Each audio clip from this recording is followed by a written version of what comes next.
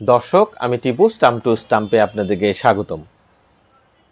এনামুল হক বিজয়কে হঠাৎ করেই দলে অন্তর্ভুক্ত করেছেন বাংলাদেশ ক্রিকেট বোর্ড।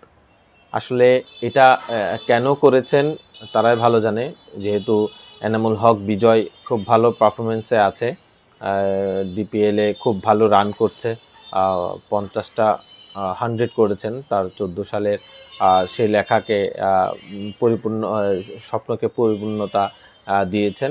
2025 সালে সে 50টা সেঞ্চুরি করবেন বলে এরকম লেখা দিয়েছেন এবং এই লেখাটাকে সেটা বাস্তবে রূপান্তরিত করেছেন।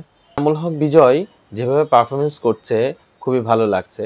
তবে ক্রিকেট নির্বাচকদের প্রতি একটু দৃষ্টি আকর্ষণ করব যে এনামুল হক বিজয়কে যাতে প্রচুর সময় দেওয়া হয়, কারণ সে তাকে এক ম্যাচ খেলিয়ে তাকে বাদ দেওয়াটা আমি উচিত বলে মনে করি না। তাকে আরও সুযোগ দেওয়া উচিত, কারণ সবসময় দেখা যায় এনামুল হক বিজয়কে এক ম্যাচ নিয়ে হয়তো বসিয়ে রাখা হয়, এরপর দল থেকে বাদ দেওয়া হয়। তবে আমি বলবো এনামুল হক বিজয়কে আর একটু সুযোগ দেওয়া উচিত, তার খেলা উচিত, কারণ তাকে সময় দেওয়া উচিত। তাকে এক ম্যাচ টেস্টের জন্য নিয়ে এসে তাকে বসিয়ে রেখে পরের টেস্টে পরের কোনো সিরিজে তাকে বাদ দিয়ে দেওয়া, এরকম যাতে না হয়, যাতে সে যখন দলে অন্তর্ভুক্ত হয়েছে সেক্ষেত্রে তাকে খেলার একটা সুযোগ দেওয়া উচিত। তবে আমাদের বাংলাদেশের প্রেক্ষাপটে এটা একটা খুবই বাজে ধারণা যে একটা প্লেয়ারকে হুট করে নিয়ে এসে তাকে একাদশের বাইরে রাখলাম, এরপর পরের সিরিজে সে বাদ।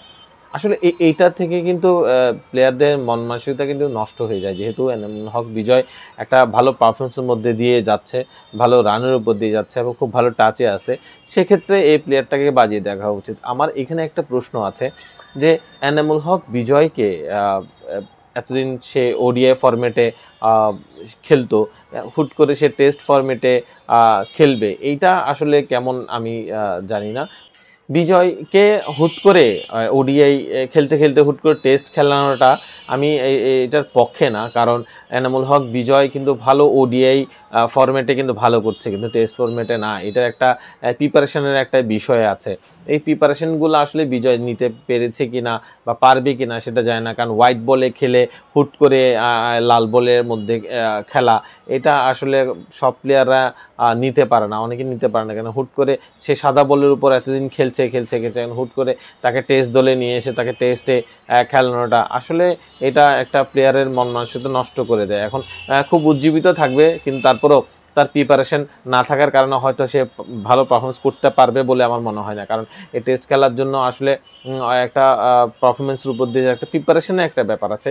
সেই প্রিপারেশন বিজয় হয়তো নিতে পেরেছে কিনা আমার আদৌ জানা নাই। তবে এটা আমাদের কালচার হয়ে গেছে যে ওডিআই খেলুক, টেস্ট খেলুক, টি20 খেলুক, আর যে সিরিজ চলতেছে সেই সিরিজে তাকে খেলিয়ে দিলাম, সে ভালো খেলছে তাই খেলিয়ে দিলাম।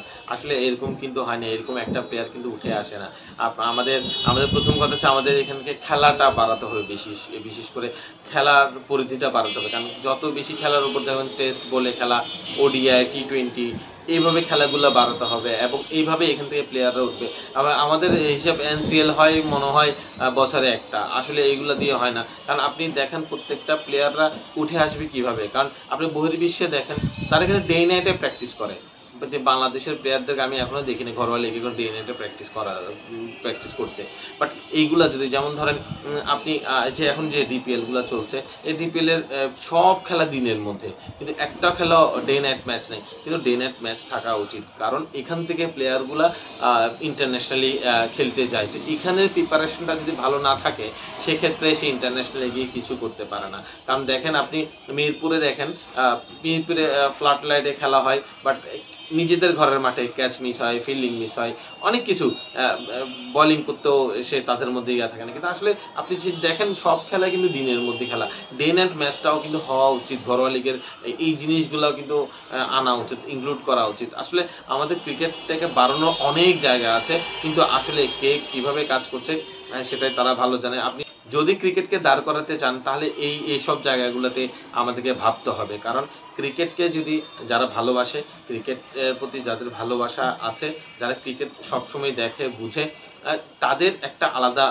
ভালোবাসা কাজ করে, যে কারণে ক্রিকেট নিয়ে সবাই একটু আবেগ প্রবণ হয়ে যায়। তবে বাস্তবতাটা হচ্ছে এটি, আমাদের ক্রিকেটের অবকাঠামোগুলো তেমন ভালো না, যে কারণে হচ্ছে আমরা প্রতিটা কন্ডিশনে বলেন, প্রতিটা দেশের সাথে যে যে যে যে দেশের সাথে খেলি না কেন, বাট আমাদের ওই কন্ডিশন সম্পর্কে কোনো আইডিয়া বা ধারণা থাকে না, কারণ আমরা ওই পরিবেশের মধ্যে কোনো প্র্যাকটিস করি না। আপনি নিউজিল্যান্ডের কথা চিন্তা, নিউজিল্যান্ডের প্লেয়াররা, আপনি একাডেমিগুলো এক একটা ওয়েদার রেডি করেই কিন্তু তারা প্র্যাকটিস করে, কারণ তারা জানে যে কোন কোন ওয়েদারে কিভাবে খেলতে হয়, যাতে করে ওরা ওই ওয়েদারে কিন্তু ওইভাবে খেলার একটা প্রিপারেশন নিতে পারে। বাট বাংলাদেশে সামান্য ডে নাইট ম্যাচ করতে পারে না, ডে নাইট ম্যাচ করতে পারে না।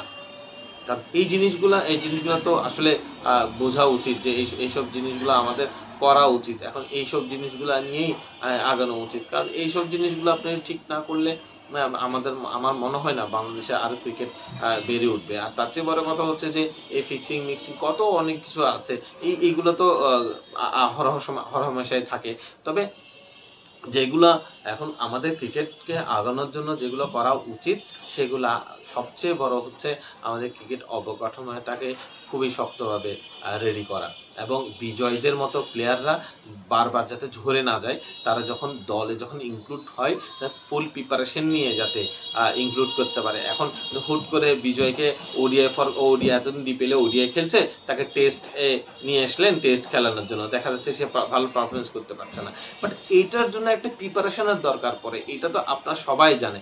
এটা একটা যারা ক্রিকেট খেলার মধ্যে আছে তারা জানে। এখন অনেকে হয়তো বলতে পারে যে যে পারে সে সব পারে, কিন্তু আসলে বিষয়টা কিন্তু এরকম না। আপনি সারাদিন বাংলা পড়লেন, কালকে গিয়ে আপনি ইংলিশ পরীক্ষা দিলেন, তো বিষয়টা কি এরকম হয়ে গেল যে পরীক্ষা তো পরীক্ষাই, একটা পরীক্ষা দিলেই হইলো?